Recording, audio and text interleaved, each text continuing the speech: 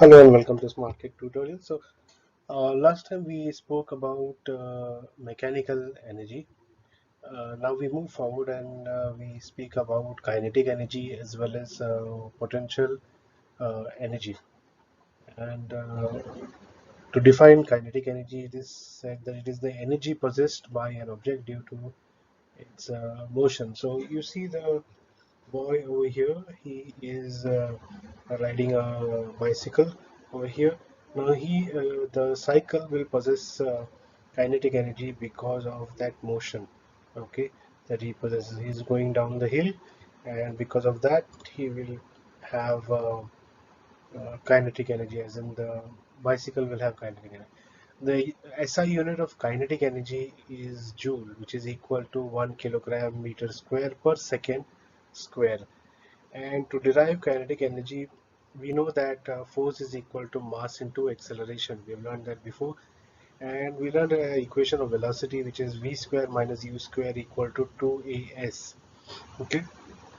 Now, if a body starts at rest, which we assume that it's starting from rest, then the initial velocity, which is u, will become 0. Then what we will be left with is just v square is equal to 2as. And if we keep s on one side and bring 2a down, then it will be what we'll get is s equal to v square upon 2a. Now, the kinetic energy of a moving body, it moves with a certain velocity, with a certain speed. Okay, the velocity is a vector quantity, unlike speed. So, velocity, there is both magnitude as well as direction. We have learned that in a previous chapter. We spoke about the difference between scalar quantity and vector quantity, that is speed as well as velocity. Now, velocity is equal to the work done when we speak about the kinetic energy of a moving body. So if it is equal to work done, we can give that work, we know that work done is equal to force into displacement or distance. Then if that is the case, in place of force, if we replace it by mass into acceleration, and in place of the displacement s, we replace it by v square upon 2a that we got over here, then this is what we get, where a and a cancels and we are left with mv square upon 2. Basically, kinetic energy, this is the formula of kinetic energy, wherein kinetic energy can be written as kinetic energy equal to half mv square. That's exactly what this formula tells you over here. It's the same thing. It's just given mv square upon 2. It actually means half mv square. So kinetic energy calculation is given by half mv square, where m is the mass and v is the velocity. So half mv square is the formula. So remember, kinetic energy, anything that has got speed, it has got motion, okay, energy due to motion is referred to as kinetic energy. That can be a moving bus, it can be your hand, moving hand, it could be a ball that you have thrown, anything that is in motion. Due to motion, it will acquire an energy called as the kinetic energy. Moving further, we look at some of the examples of kinetic energy over here. In this case, we see that the plane is moving. Now, the plane, now when the plane has a large mass, you remember kinetic energy formula. I'll just write it down over here, the formula of kinetic energy, because in these examples we will be referring to this formula to find out whether the kinetic energy is large or small. Okay, so mv square. So kinetic energy is half mv square, where m is mass. I put over here, m stands for mass and v stands for velocity. So I'll just say this over here. And fill our other diagram may come over here. Just put velocity and just put VL. Okay, so M stands for mass and V stands for velocity. In case of an aeroplane over here that you see that is flying in the sky, And now the mass would be great because the weight is quite a lot of this particular aeroplane. So as a result of which we can say that the kinetic energy of this aeroplane that is flying in the sky will be quite a lot. But also we need to take into account the velocity. The velocity is also not less. The velocity of a plane that flies in the sky is fairly high.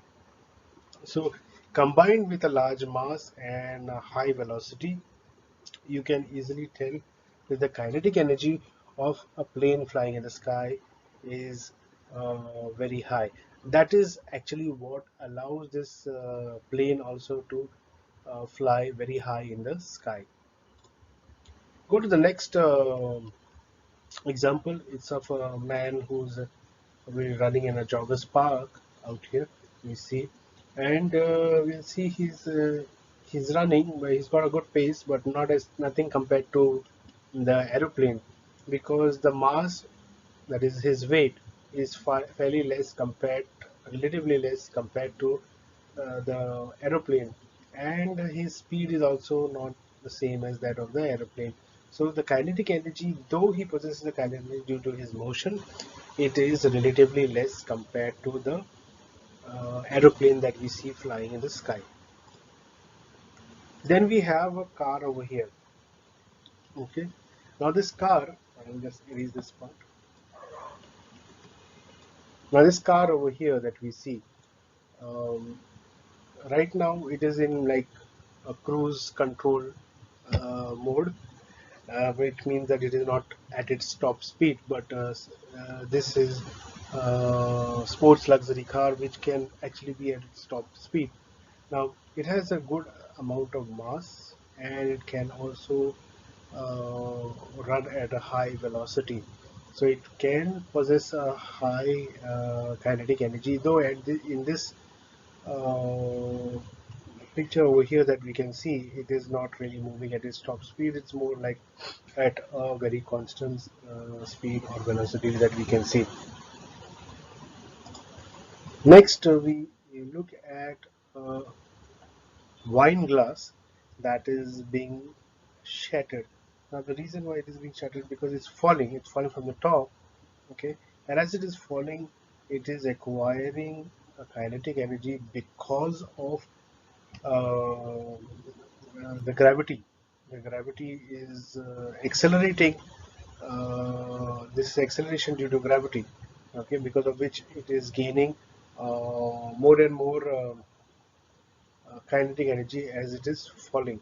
But the kinetic energy anyways won't be very great compared to these three, because the mass, the weight of this wine glass would be fairly light, relatively light compared to the three examples that we have seen over here.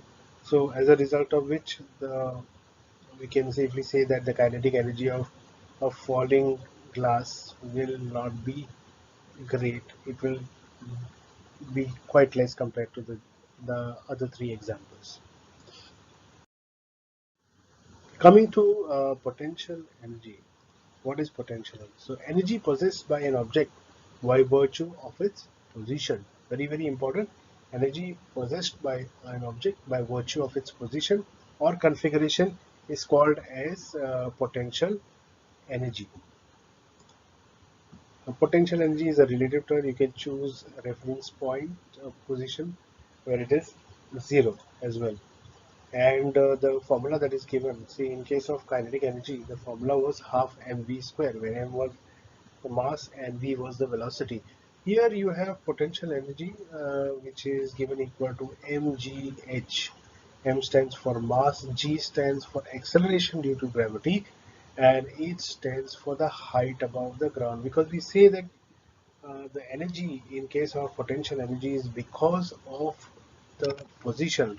So if it is placed at on a hill or at the top of a building, it will have the potential energy because of its position, and that is why the height comes into play in such a calculation of such a energy.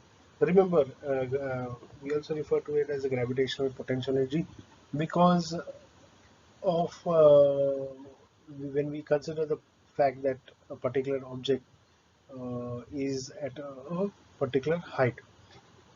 So P is means potential energy is equal to mgh. M is for mass measured in kilograms. G is for acceleration due to gravity, which is 9.8 meters per second square, and H is height above the ground, which is measured in uh, mass. Sorry, measured in meters. Coming to gravitational potential energy. So an object's energy increases when it is raised through a height. So let's say there is a stone lying on the ground or a ball lying on the ground. Okay, and if we lift that, what we are doing it is, as we lift it, kinetic energy, because of its motion, because of the fact that we are lifting it from the floor to a particular height, the kinetic energy is gradually getting transformed into potential energy. So at any point of time, energy is not lost, but is rather transformed from one form to another. That is where we come to the law of conservation of energy, which says that energy can neither be created nor be destroyed. It can only be transformed from one form to another. And time again, we have seen that energy is being transformed from one form to another.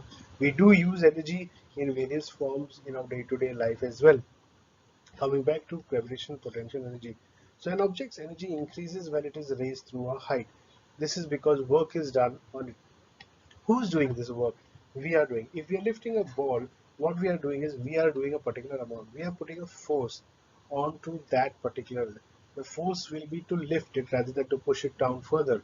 But there is work done as a result of which our energy is utilized, and our energy gets transferred into the ball, and the ball acquires kinetic energy. But as the ball moves higher and higher to a particular height, the kinetic energy gets transformed into the potential energy.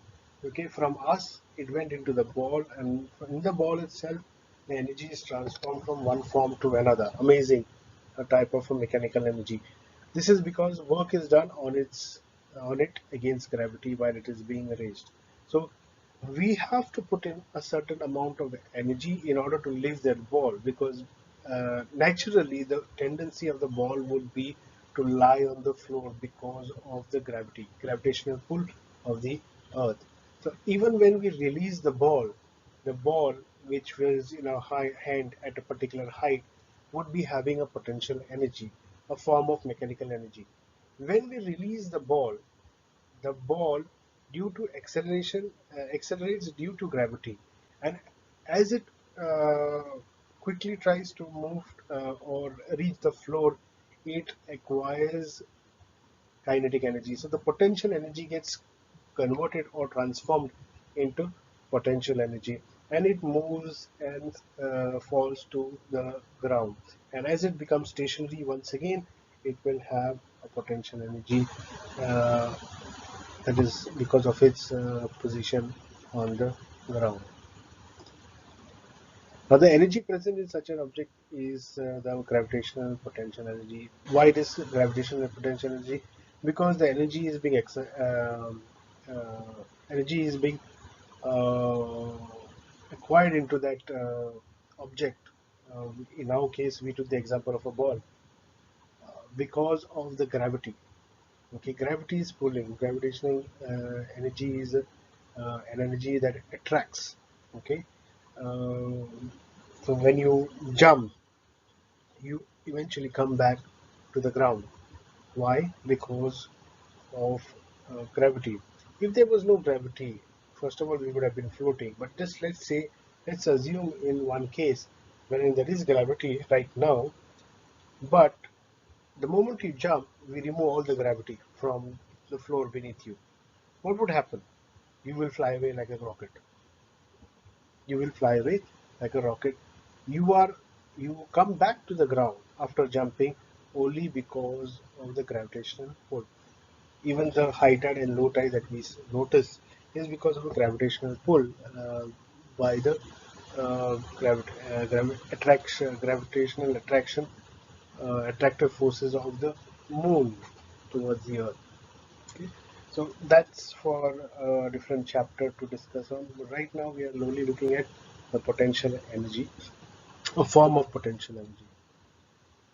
The gravitational potential energy of an object at a point above the ground is defined as the work done in raising it from the ground to that point against gravity. So that's exactly what I gave you the example of a ball that you pick from the ground, okay, and hold it at a certain height. That particular ball will acquire gravitational potential energy. So work done by gravity depends only on vertical height difference of initial and final position. So what it really matters is how high you have raised from the point where it was. That means where it was on the floor to where you have raised it above the floor. That is where the work done by gravity will vary. So in both cases shown, the work done is the same, thus potential energy is mg. So whether you raise it uh, way above your head or just below your waist, the potential energy in case of calculation will be the same because the mass remains the same, the acceleration due to gravity remains the same, but what will change or what will differ in this case will be the height. If what matters is whether you raise it 1 meter, half a meter, or 10 meters. Okay, the height will change the potential energy. That will tell you how much work was done in raising that ball from the ground to a particular height. So you see over here, this tells you properly. So when it is right on the ground, the potential energy is zero because there is no difference between the final and initial point. But as you raise it higher, the potential energy will keep increasing because of the increased height. The mass and the gravity will remain the same. Okay, it doesn't matter whether you raise it 10 feet high, sorry, 10 meters high, or whether you raise it 1 meter high. The acceleration due to gravity, that is 9.8 meters per second square, will remain the same. And the mass also will remain the same. The mass does not undergo change depending on the height. The mass of the object will remain whatever it is. If it is 5 kilos, it will remain 5 kilos. If it is 5 grams, it will remain 5 grams. What changes is the height.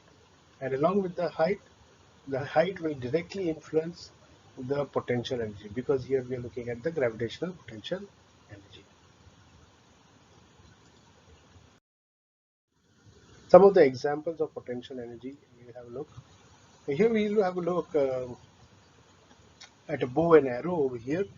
See when the bow is being pulled back here, sorry, when the arrow is being pulled back, or when the bow is pulled, it acquires potential energy. The moment it is released, the potential energy gets transformed into kinetic energy. Let's look at another example here. Now, in case of a dam, this is a dam. In case of a dam, what happens is the water is first stored, and as it is stored at a particular height. So when it is stored at a particular height, it has got potential energy. The moment the gates of the dam are released, the potential energy gets transformed into kinetic energy as the water falls down through that gate. Okay, as it flows, it acquires kinetic energy. But when it is here, okay, when it is in that uh, area where the water is stored, the reservoir, at that in that place, water has got potential energy because of its height.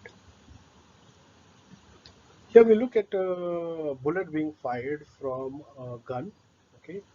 Now, in this case, what happens is the potential energy will be very great because of the velocity of this bullet that is being released from this gun. The mass of the bullet is not very big, but I mean not very large, but the uh, acceleration will be far greater, increasing the potential energy. The height will also come into play in this case. Then we look at a swimmer who's actually diving over here. So when I'll just wait for the swimmer to come back to its position. See, when this swimmer is in this position, that is looking to dive, because of its height, she is diving from a particular height. Because of that, she has potential energy. So when she looks to jump from there, the potential energy, because of its height, gets transformed to kinetic energy, helping her to not just dive further, see, but even after diving, she will be able to propel herself or move herself forward without using a lot of swimming strokes because of that energy she acquired from because of the height. You see, here you have a look once again.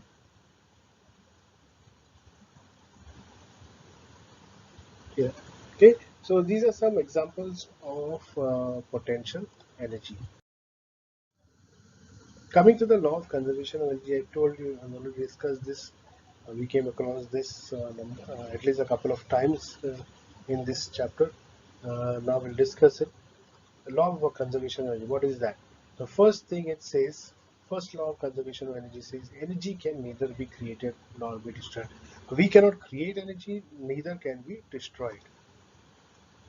What it also says that it can be converted.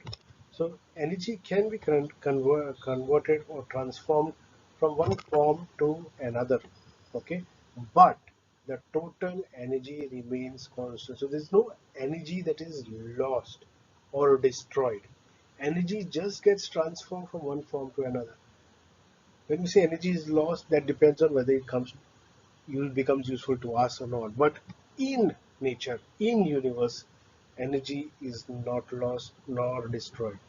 Okay, it just is converted from one form to another. Whether we can harness that energy or not, whether we can use it in a reusable form or not, that's another question. Okay, from that context, we can say we have lost that energy. For example, I give you an example that you must have seen and heard a bullet go by, right? The bullet makes a lot of noise. Okay, that is what the sound is, a form of energy. Okay, the sound that comes up. So when you ride a bullet, a lot of the energy that is converted, we convert the energy that is present within the fuel. Okay, we burn that fuel to gain energy to drive the engine of that bullet. But a significant part of that energy is lost as sound. That is what we hear from the bullet. Some may like it, some may find it annoying. But the thing to note down over here is that a significant amount of the energy, in case of bullet or any bikes that make a lot of noise or any cars that make a lot of noise, tend to lose a lot of energy, a lot of energy. That is why such vehicles usually end up giving you very less mileage compared to the vehicles that make fairly less noise or no noise at all. Though there are very few vehicles that make no noise at all, most of them look to ensure that um, a lot of energy does not go waste as sound energy. Yes, you may put a silencer and all, but the undeniable fact is that energy is still being lost. Maybe you can't hear it. That's another thing. That doesn't mean energy is not getting lost. Energy is being lost, and if you put the silencer, you can't. Silencer means it silences the noise that is coming out from the vehicle as it is running. So if you don't have a silencer or you don't have a good one, you'll notice that there's a lot of sound. Okay.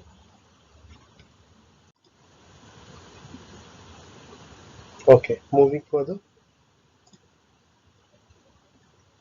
here you will see this acts like a pendulum where it moves from one in a swinging fashion over here, and notice over here the three balls remain the way they are, but in this case there is one ball revolving at the ends, which are moving.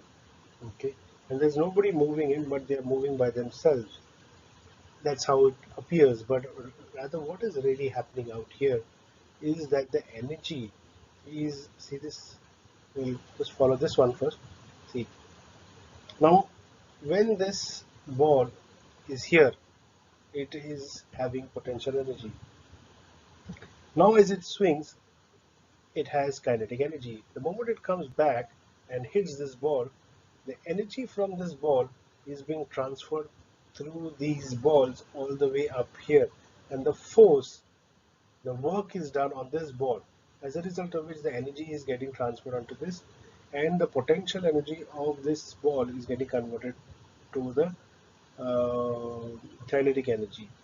But if you notice in this case, both these cases, energy remains constant.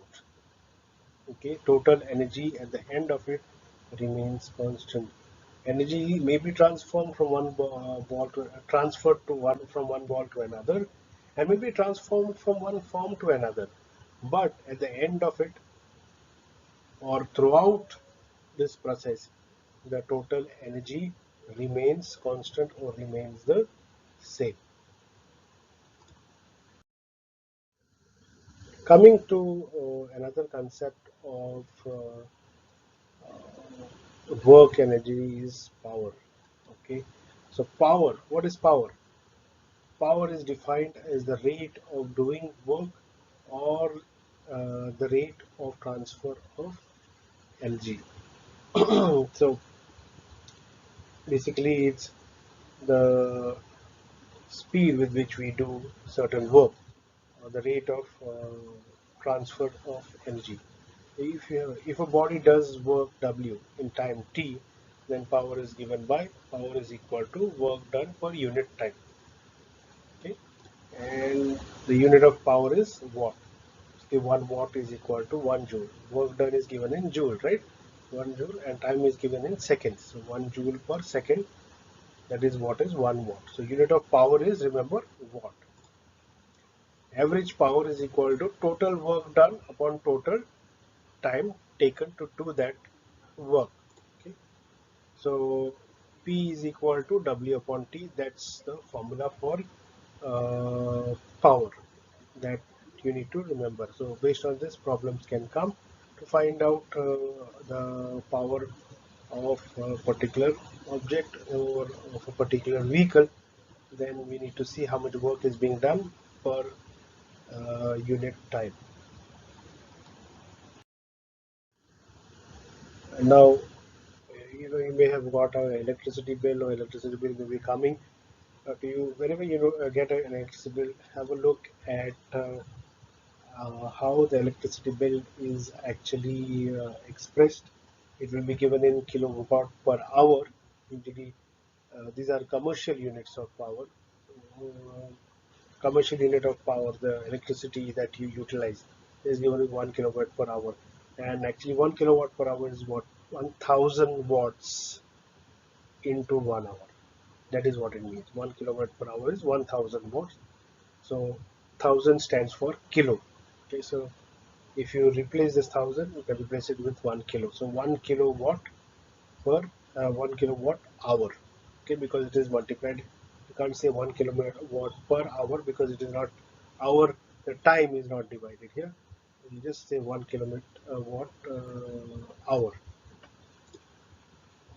There you go. And if you want to break this down further into seconds, then 1 hour is equal to 3600 seconds. That is 60. 1 minute has got 60 seconds, and 1 hour has got 60 minutes. That is 60 into 60 will give you 3600 seconds.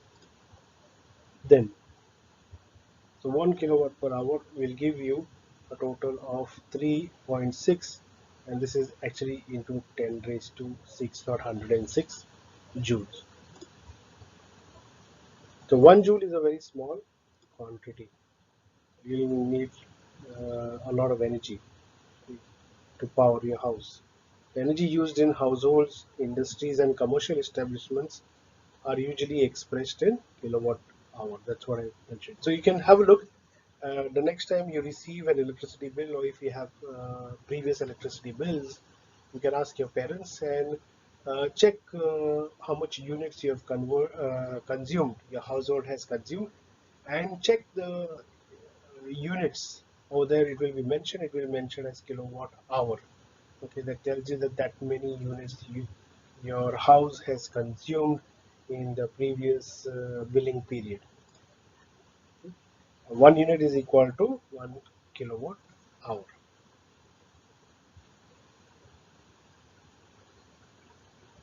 Okay, so with this, we basically come to an end of this chapter on work and energy.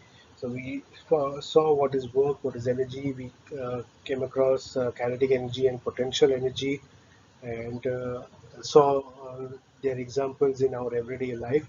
Apart from that, we also saw what is power, how to calculate power, and the commercial unit of power as well. That gives us an idea of how we get charged for our for the electricity that we use.